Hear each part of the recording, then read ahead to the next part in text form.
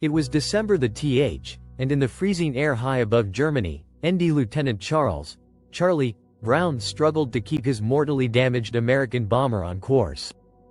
Brown had been wounded in the shoulder. His tail gunner Sergeant Hugh Eckenrode was dead, and several other members of the crew were wounded, some severely.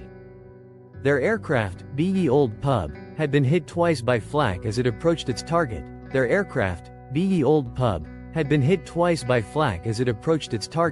The Focke-Wulf plant in the German city of Bremen, forcing the crew to shut down one of the engines and throttle back on another.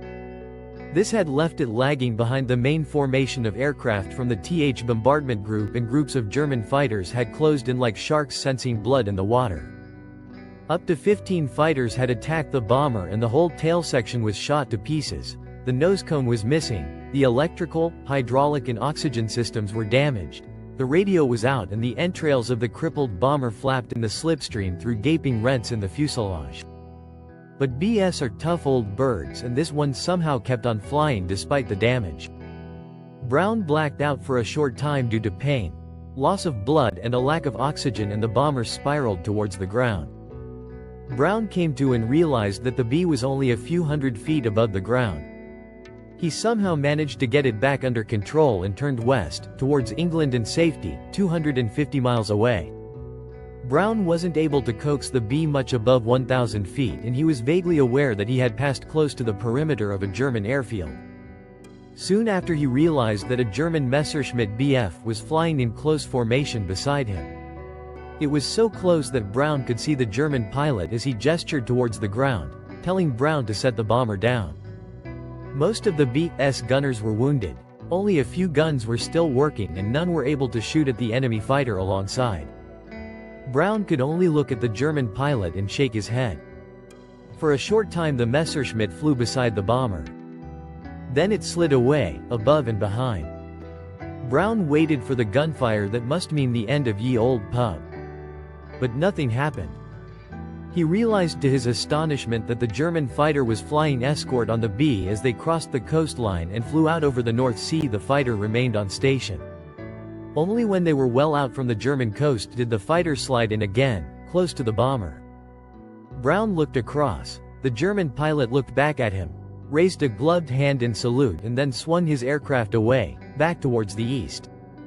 Brown managed to put Ye Old Pub on the ground, not at their home base in Cambridgeshire but at an airbase of the TH bomb group near Norfolk in East Anglia. He and all his crew other than the tail gunner survived. At debriefing, Brown told his story about the German fighter which escorted him. It was decided that this should be kept secret. The notion of an honorable German pilot choosing not to shoot down a damaged American bomber just didn't fit with the message that the USAAF wanted to give out. Charlie Brown survived the war, went home to go to college, and then rejoined the Air Force, and he served until when he retired as a colonel.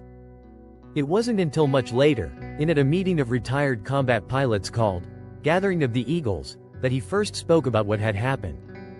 The response was strong, though some questioned whether the whole incident really happened.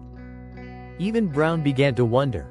His memories of that day were hazy due to his injuries, exhaustion and the stress of combat. Could he be remembering it all wrong? Brown decided that he was going to find the German pilot involved, if only to prove that he hadn't imagined the whole thing. It took 4 years, but Brown finally received a letter from a man named Stigler who was living in Canada.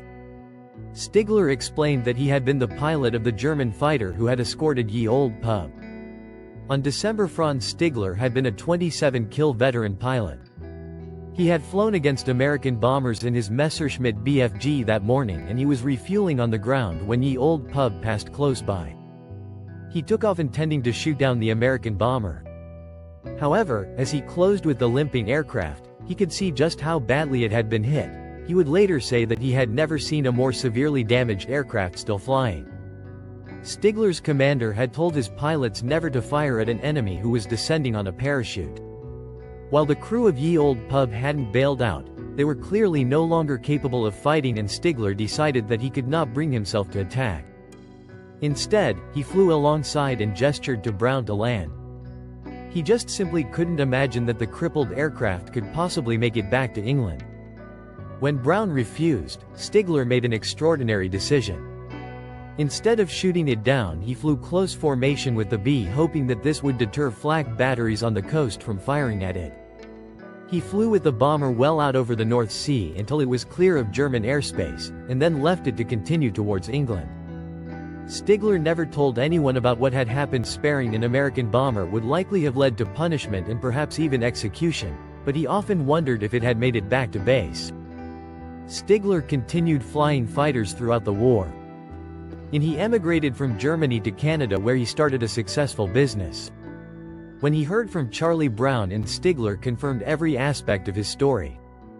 Franz Stigler and Charlie Brown were astonished to discover that they had been living less than 200 miles apart for much of the time since the war. Stigler had settled in Vancouver, British Columbia, while Brown was in Seattle, Washington.